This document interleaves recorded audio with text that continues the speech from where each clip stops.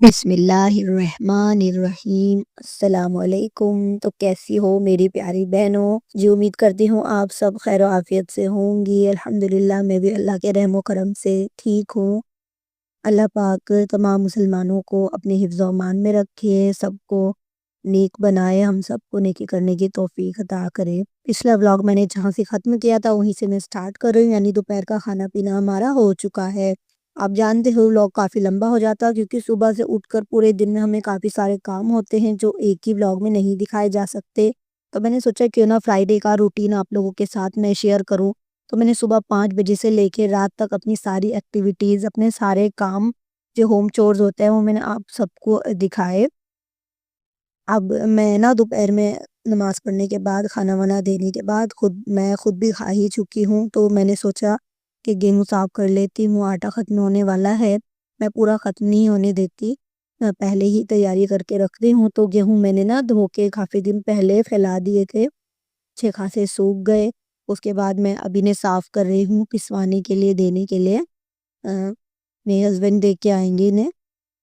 तो चक्की वाला 5 रुपए प्रति किलो के हिसाब से पैसे लेता है और घर के साफ-सुथरे गेहूँ होते हैं तो बस यही हम पिसवा लेते हैं और चल जाते हैं अच्छे खासे। चलिए आज आपको बिस्मिल्लाहिर्रहमानिर्रहीम की जो फ़ज़ीलत है वो आपको बताती हूँ कि आप बिस्मिल्लाह पढ़ा कीजिए जब भी आप कोई नेक काम करें, जब भी आप कोई काम करें तो अल्लाह के नाम से शुरू करें, तो उस काम में खैर व बरकत होगी। बिस्मिल्लाहिर्रहमानिर्रहीम पढ़ने से अल्लाह पाक हर हर्फ के बदले 4000 नेकियां उसको देगा, जो भी इसको पढ़ेगा, और उसकी 4000 गुनाहों को भी माफ़ कर देगा। साथ ही साथ अल्लाह ताला जन्नतुल फिरदौस में 4000 दर्जे भी बुलंद कर देगा। सुबहान अल्लाह। तो गाइस देखिए कितना आसान है नेकियां कमाना। और ये अल्फिशा अपने शूज़ आपको दिखा रही है, सॉरी ये क्रॉक्स जो ये लेकर आई है ये अपने आप को दिखा रही है। तो ये अभी अपने पापा के साथ जाके नए लेकर आई। इसने अपनी पुरानी चप्पल तोड़ दी। मैंने क्योंकि इसको कहा था ना कि तेरी जब चप्पल टूट जाएगी तब मैं दूसरी दिलाऊँगी, अभी क्या फ़ायदा, इतनी क्या कान में थोड़ी पहननी है। तो इतने क्या करना रख के घर में इकट्ठा। तो इसने ना क्या किया, अपनी चप्पल को खींच-खींच के तोड़ दिया और कहने लगी मम्मा मेरी चप्पल टूट गई अब तो दिलाओ। अब क्या मेरे पास कोई चारा भी नहीं था और फिर मेरी बच्ची काफ़ी दिन से ज़िद भी कर रही थी क्योंकि ज़िद करती है, जैसे मेरी बहन ने दिला दी थी ना अपनी लड़की को तो इसे भी थोड़ी ही रस से लग गई।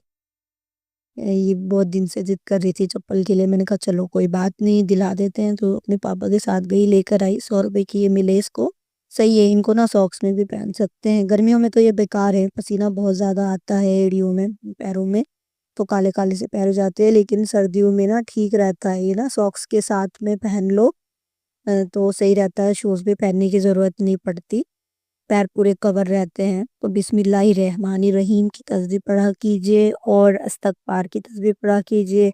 ये इस्तग़फ़ार पढ़ने से अल्लाह पाक गमों को दूर करता है और फ़िक्रों से भी निजात दिलाएगा और रोज़ी वहाँ से अता करेगा जहाँ से मिलने की कोई उम्मीद नहीं है। इस्तग़फ़ार कसरत से पढ़ा करें, बहुत ज़्यादा इसके फ़ायदे हैं क्योंकि हम आजकल इतने ज़्यादा परेशान रहते हैं, बेसुकूनी में रहते हैं, बहुत ज़्यादा अ, भागदौड़ भरी ज़िंदगी है, बिल्कुल भी सुकून नहीं है।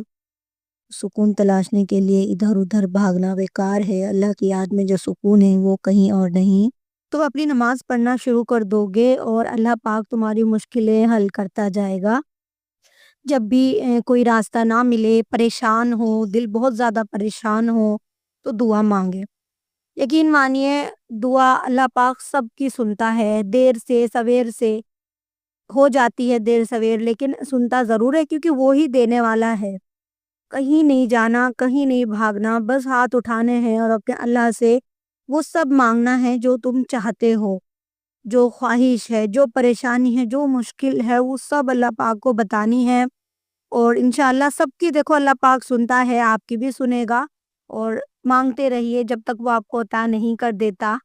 तो एक ना एक दिन वो आपको ज़रूर अता करेगा। कुरान मजीद में अल्लाह सुब्हानहू तआला फरमाता है, क्या मैं तुम्हारा रब नहीं हूँ? तो फिर कहाँ जा रहे हो मुझे छोड़कर? क्या ये दुनिया तुम्हें मुझसे ज़्यादा अता कर सकती है? क्या तुम देखते नहीं? रोज़ तुम्हारे कितने सारे गुनाह मेरे पास आते हैं, फिर भी मैं दूसरे दिन फरिश्तों के हाथों तुम्हारे रिज़्क तुम तक अता करता हूँ। तो कितने सारे एहसानात हैं हमारे अल्लाह के हमारे ऊपर। बहुत सारे एहसानात हैं हमारे रब के हमारे ऊपर। सच्ची मोहब्बत अल्लाह से ही करें। ये दुनिया क्या है, एक ना एक दिन देखिए सब साथ छोड़ देते हैं। चाहे माँ-बाप हो, भाई-बहन हो या शौहर हो, बच्चे हो, कोई भी हो, ये सारे रिश्ते सब हमारे दुनिया ही तक सीमित हैं और हमारी ज़िंदगी में एक ना एक दिन ऐसा वक़्त आता है कि हम बिल्कुल तन्हा हो जाते हैं। तो उस वक़्त ज़ाहिर-सी बात है हमारा रब हमारे साथ होता है। अपने रब से सच्ची मोहब्बत करें, नमाज़ें अदा करें। एक होता है ज़ुबान से हमने शुक्र अदा कर दिया और एक होता है अपने अमल से हमने शुक्र अदा कर दिया। नमाज़ की पाबंदी रखें और डेली अपने अल्लाह से मुलाकात करें, 5 वक़्त की नमाज़ पढ़ें। मेरी एक सब्सक्राइबर है जिन्होंने मुझे कमेंट किया कि मेरी दुनिया करके उनका चैनल है, तो उन्होंने मुझे कमेंट किया कि बहन आप बहुत अच्छे व्लॉग्स बनाती हैं, जिसके लिए मैं उनका शुक्रिया अदा करना चाहती हूँ। बहुत-बहुत शुक्रिया मेरी प्यारी बहन इतना प्यारा कमेंट करने के लिए, अल्लाह आपको खूब तरक्की दे। और उन्होंने कहा कि आप बताएँ लोगों को कि आपका यूट्यूब चैनल है तो वो आपकी मदद करेंगे। तो मेरी बहन मैंने अपने रिश्तेदारों में अभी नहीं बताया किसी को भी, क्योंकि उन लोगों को ना मदद वो क्या ही करेंगे, हसद सबसे पहले उनको होने लगेगी। जो कि अक्सर सभी रिश्तेदारों में होती है, सभी के यहाँ इस तरह लगभग है। तो मैंने नहीं बताया, देखिए सबसे पहले तो वो मज़ाक बनाएँगे, दूसरी बात फिर चिढ़ेंगे। अगर मैंने ज़बरदस्ती उनसे अपना चैनल सब्सक्राइब करवा भी लिया तो वो देखेंगे नहीं। अपनी बिल्लियों को मैंने दूध दिया क्योंकि इन्होंने फूड खाया नहीं, तो मैं समझ गई, मैंने कहा इनको दूध पीना है। उन्हें मैंने दूध दिया, फिर मैं नीचे आ गई चाय बनाने के लिए क्योंकि 4:30 बज गए हैं, असर की अज़ान हो गई है और जो है फिर मैंने सोचा नमाज़ पढ़ने से पहले थोड़ी-सी चाय पी लेते हैं क्योंकि सर्दियाँ हैं जिस हिसाब से तो अच्छी लगती है चाय, तो सुबह-सुबह और शाम में मैं चाय ज़रूर पीती हूँ और चाय के साथ कुछ ना कुछ चाहिए, जैसे बिस्किट, नमकीन या ये फ़ैन वग़ैरह जो हमने ले लिए हैं। एक अंकल आते हैं ना बेकरी वाले हैं वो ना, तो सब दुकानों पे सामान सप्लाई करते हैं, तो उनसे हम ले लेते हैं। ना ही अभी मैंने अपने पड़ोसियों में किसी को पता लगने दिया है कि मेरा कोई यूट्यूब चैनल है भी। मैंने सोचा खुद से उन्हें पता चल जाएगा तो ज़्यादा बेहतर है। मैं तो ख़ैर पूरी कोशिश करूँगी कि पता ना लगे, क्योंकि वो लोग तो मदद क्या ही करेंगे, मेरा मज़ाक सबसे पहले उड़ाने लगेंगे। कि क्या दिखा रही है काम करके, तो मज़ाक उड़ाने लगेंगे। हालाँकि देखिए मैं ये जानती हूँ कि औरत को भी इंडिपेंडेंट होना चाहिए। इसमें इंडिपेंडेंट होने में देखिए कोई बुराई नहीं है, वो अगर किसी चीज़ में अच्छी है, सिलाई में, बुनाई, कढ़ाई या जैसे अभी मैं व्लॉगिंग कर रही हूँ, मुझे शौक है व्लॉगिंग का, तो इसमें क्या बुराई है? कोई बुराई नहीं है। बस जो भी काम हो पर्दे का ख़्याल रखते हुए हो, तो पर्दा करना बहुत ज़्यादा ज़रूरी है। तो आप सबसे मैं रिक्वेस्ट करूँगी कि आप लोग चाहें तो मेरी मदद कर सकते हैं, मेरी वीडियो को शेयर करके अपने फ्रेंड्स सर्कल में या अपने रिलेटिव्स में आप लोग मेरी वीडियो का लिंक भेजें और उससे मुझे काफ़ी मदद मिल सकती है। अगर उन्हें मेरे व्लॉग्स पसंद आए तो वो ज़ाहिर-सी बात है सब्सक्राइब किए बगैर चैनल नहीं जाएँगे। मुझे यकीन है और इसके अलावा मैं वीडियो अपलोड करती हूँ, फिर अल्लाह पाक से दुआ भी करती हूँ कि अल्लाह पाक मेरा चैनल ग्रो करवा दे। देखिए जो भी नए यूट्यूबर्स हैं मैं सबके लिए मैंने दुआ की, क्योंकि बहुत ज़्यादा यूट्यूब चैनल को खड़ा करने में शुरू से बहुत मेहनत लगती है, क्योंकि हम लोग कोई सेलिब्रिटीज़ नहीं हैं या कोई ऐसे फेमस नहीं हैं कि जो लोग हमें जानते हैं और हमारा लाइफ़स्टाइल देखना वो पसंद करेंगे, नहीं। हम लोग मामूली से लोग हैं जिन्हें कोई नहीं जानता, तो हमें शुरू से अपनी पहचान बनानी है, बहुत मेहनत करनी है उसके लिए। तो मैं सबके लिए दुआ करती हूँ कि अल्लाह पाक कोई मौजिज़ा कर दे ऐसा कि मेरी कोई-सी वीडियो तो वायरल चली जाए और सबका चैनल ग्रो हो जाए, उसके साथ में मेरा भी चैनल ग्रो हो जाए। तो गाइज़ ये अब शाम की झाड़ू लग रही है, बर्तन धुल चुके हैं, झाड़ू लग रही है शाम में। अब ये देखिए अम्मी ने पैरों में मेहंदी लगाई थी, झाड़ू अम्मी लगा रही। पैरों में अम्मी ने मेहंदी लगाई थी, इतनी काली हो गई, इतनी काली हो गई, अम्मी को बहुत शर्म आ रही थी कि भई क्या मेहंदी लगा के बैठ गई हूँ, बहुत ज़्यादा उनको रच गई। बल्कि मैं तो मज़ाक भी बनाई, मैंने कहा कि पापा मम्मी तुम्हें कितना प्यार करते हैं ना, देखो कितनी मेहंदी रची। लेकिन ये तो केमिकल का कमाल है। ये सब पहले ज़माने में होता था, जब मेहंदी पीस के पत्तों से लगाई जाती थी ना, तब रचनी है, नहीं रचनी है। हस्बैंड या सास कितना प्यार करती है, इस तरह से कुछ होता था। तो ये है शाम के खाने की तैयारी। शाम में बन रहे हैं गोश्त, आलू और प्याज़ वगैरह छील के बिल्कुल तैयार कर लिए, उसके बाद मसाला पीस लिया एंड उसके बाद अब खाने की तैयारी हो रही है। तो गोश्त निकाल के खाली करके धो के रख दिया सबसे पहले तेल डाला, तेल में डाली प्याज़, प्याज़ ब्राउन हो गई, उसके बाद गोश्त डाला इसमें और वो अच्छे से डाल के गोश्त को भून लिया। थोड़ा-सा नमक डाल के भून लेंगे ताकि गोश्त थोड़ा ब्राउन सा हो जाए, अच्छे से भुन जाए। तो और तब तक ना गोश्त भुन रहा था तो मैंने सोचा आटा छान लेती हूँ, क्योंकि शाम में रोटियाँ बनेंगी, चावल भी बनेंगे। लेकिन मैंने कहा चलो आटा छान लेती हूँ। अच्छा मैं ऐसा नहीं है कि एक काम मैं कर रही हूँ तो उसी पे ही लगी हूँ, नहीं, जब तक वो काम हो रहा है तो मैं दूसरा काम पकड़ लेती हूँ कि चलो तब तक वो हो रहा है हम दूसरा काम कर लेते हैं। तो इसी तरह से मैं करती हूँ और हाथों में चूड़ियाँ वग़ैरह मैं ज़्यादा नहीं पहनती, आपने देखा होगा, इसी तरह से मेरे हाथ खाली रहते हैं। कभी-कभार मैं 1 आध कंगन डाल लेती हूँ, मैं क्या करूँ मुझे ना इतनी बेचैनी होती है, चूड़ियों में, कान में भी पहनने के बाद मैं करवट नहीं ले पाती रात में। बहुत मेरे ना कान में बूँदे चुभते हैं, वो मैंने ना छोटे से इयररिंग्स लिए थे जो 30 रुपए के जो आपको दिखाए थे, वो मैंने थोड़ी देर के लिए पहने और उसके बाद मेरे कानों में बेचैनी स्टार्ट हो गई, मैंने उतार के एक तरफ रख दिए। पता नहीं मुझे ना ज्वेलरी पहनने से इतनी उलझन क्यों होती है। अब तो ना मैंने कढ़ाई वाले सूट भी बनाना बंद कर दिए, मैं सिंपल से बिल्कुल कॉटन के सूट ही पहनती हूँ। बहुत ज़्यादा कढ़े हुए सूट मुझसे नहीं पहने जाते। मैंने अपनी ननद की शादी में बहुत ज़्यादा हैवी सूट बनाया था, उस समय ना लहंगा साड़ी चली थी, तो मैंने वही बना लिया था। बल्कि लहंगा साड़ी नहीं थी, मेरा था लहंगा सूट मतलब डबल पल्ले वाला और घेर वाला ना वो पहन के ऐसा लगता था जैसे लहंगा। तो वो बना लिया था लेकिन मेरे से पहना नहीं गया बिल्कुल भी। सिर्फ़ शादी वाले दिन पहना और आज तक ऐसे ही फ़ोल्ड करके मैंने रखा हुआ है। तो गाइस अच्छे से देखिए गोश्त भुन गया, उसके बाद डाला इसमें प्याज़, अदरक, लहसुन का पेस्ट। वो डालने के बाद इसमें कुछ सूखे मसाले ऐड किए जैसे कि धनिया पाउडर, हल्दी पाउडर, मिर्ची पाउडर एंड कश्मीरी लाल मिर्च और उसके बाद अच्छे से देखिए इसको भून लेंगे। एक बार इसको अब भूनेंगे और एक बार जब भूनेंगे जब हम इसमें टमाटर वग़ैरह डालेंगे। भुनने के बाद पानी इसमें डाला और उसके बाद हमने रख दिया, ठीक है? और 4-5 सीटी मैंने ना मीडियम फ्लेम पे लगा ली थी क्योंकि मुझे ना अच्छे से गला हुआ गोश्त पसंद है, खड़ा बिल्कुल पसंद नहीं है। मैं ऐसा पसंद करती हूँ कि हमारे घर में जैसे मेरे पापा के दाँत भी नहीं है, दाढ़ वग़ैरह उनकी नहीं है तो वो नहीं खा पाते।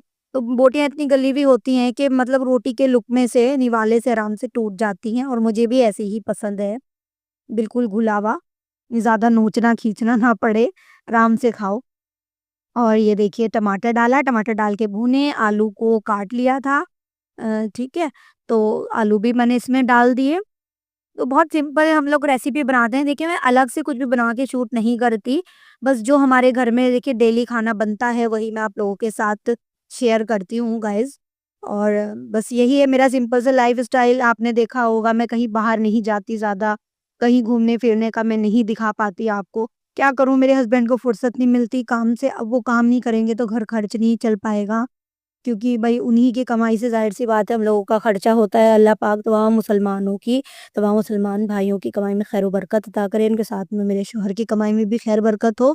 तो गाइज़ बस उन्हीं के काम से जो है घर का खर्च वग़ैरह मेरा चलता है, तो अब उन्हें ले जाऊँगी तो 1 दिन ले जाने का मतलब काफ़ी ज़्यादा खर्चा हो जाएगा और नुकसान भी होगा। अभी थोड़ा-सा सीज़न है तो सीज़न में काम कर लो, आउट सीज़न में तो बैठना ही होता है। इस वजह से मैं नहीं ले गई, हालाँकि देहरादून में 2-3 जगह मेले लगे थे।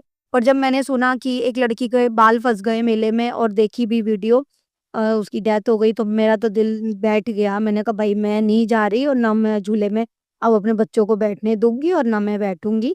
डर लग रहा था मुझे तो बहुत ज़्यादा। ख़ैर मुझे डर लगता है झूले में किसी टाइम पे जब मैं यंग एज में थी। यंग तो ख़ैर अभी भी हूँ मैं, 31 मेरी एज है। ये नहीं हुई हूँ।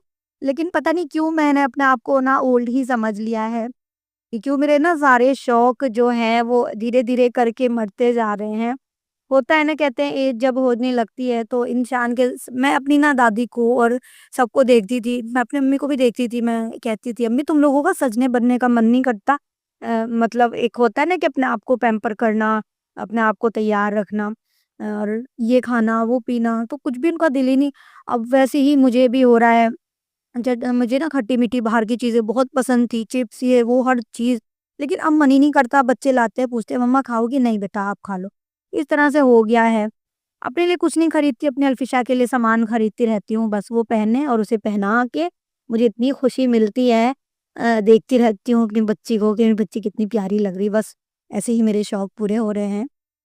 मेरे बच्चे पहने ओढ़े, खाए-पिए, खुश रहें और क्या चाहिए माँ-बाप को? कुछ नहीं चाहिए, उनके बच्चे खुश रहें बस उनके भी शौक पूरे हो जाते हैं। माँ बनने के बाद अपने खुद के कोई शौक नहीं रहते, ज़ाहिर-सी बात है। बहुत सारे लोग हैं जो कि खुश रहते हैं अपनी लाइफ में और एंजॉय करते हैं अपने हर एक पल को। तो ऐसा ही रहना चाहिए क्योंकि ज़िंदगी एक बार मिलती है। अपनी लाइफ को एंजॉय करना चाहिए, खुश रहना चाहिए। लेकिन एंजॉय हो तो क्या हो, दीन के दायरे में रहकर हो। दीन के दायरे से बाहर जाकर कोई एंजॉयमेंट ना हो, वो फिर जहन्नम की तरफ लेकर जाती है। सब्ज़ी बन गई थी, रोटियाँ बनाने की बारी थी, मैंने कहा फटाफट रोटियाँ बना लेती हूँ गरमा-गरम और उसके बाद खाना दे दूँगी। तो पापा ही खाएँगे, सबसे पहले नमाज़ से जाने से पहले ही वो खाना खा लेते हैं, तो उनको सबसे पहले खाना दूँगी, बाकी लोग तो देर रात तक खाते हैं। तब तक मैं नहीं वीडियो शूट कर पाती क्योंकि और भी काम होते हैं, तो मैं फटाफट से पापा को खाना देती हूँ, तब तक वीडियो बनाती हूँ और उसके बाद मैं अल्लाह हाफ़िज़ कह देती हूँ आप लोगों को। क्योंकि हमारे यहाँ देखिए क्या है ना, एक-एक करके खाना खाते हैं। अब पापा खा लेंगे, उसके बाद एक भाई आएगा, फिर एक भाई आएगा। कोई 11 बजे रात तक खाना खाते हैं, तो फिर सबके इंतज़ार में नहीं बैठा जाता। जिसको जब भूख लगती है वो खा लेता है। तो ऐसे ही होता है जब सब लोग बड़े हों। बड़े का मतलब देखिए सब लोग काम धंधे वाले हैं। मेरा भाई जो है वो 9 बजे तक अपनी दुकान बंद करता है, बड़ा वाला, और छोटा वाला भाई है वो क्या बोलते हैं, वो भी 7-8 बजे तक खाता है। और जो सबसे छोटा वाला है वो सबसे ज़्यादा आगे है, वो 10 साढ़े 10 बजे तक खाना खाता है। तो इस वजह से मैं सबको साथ में दस्तरखान पे आपको नहीं दिखा पाती, ठीक है?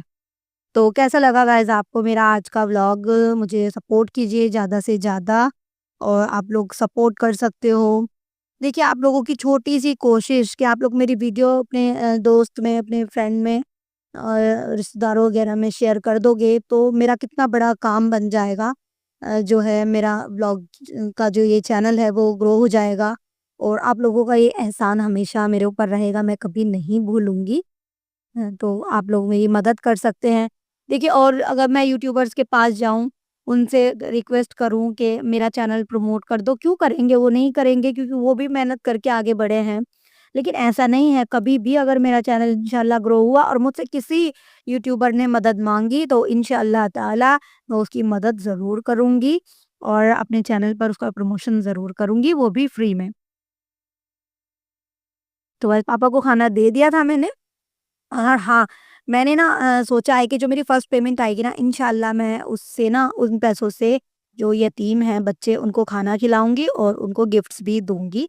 तो ये मैंने ऐसा सोचा है और इंशाल्लाह ताला मैं ऐसा ज़रूर करूँगी और मुझे पूरा यकीन है कि अल्लाह पाक आज नहीं तो कल मुझे तरक्की ज़रूर देगा। तो गाइज़ आज का वीडियो अगर आपको अच्छा लगा है, तो वीडियो को एक लाइक करके मुझे सपोर्ट कर दीजिएगा, वीडियो को शेयर कीजिएगा, नए हैं तो चैनल को सब्सक्राइब कीजिएगा बेल आइकन के साथ। अस्सलाम वाले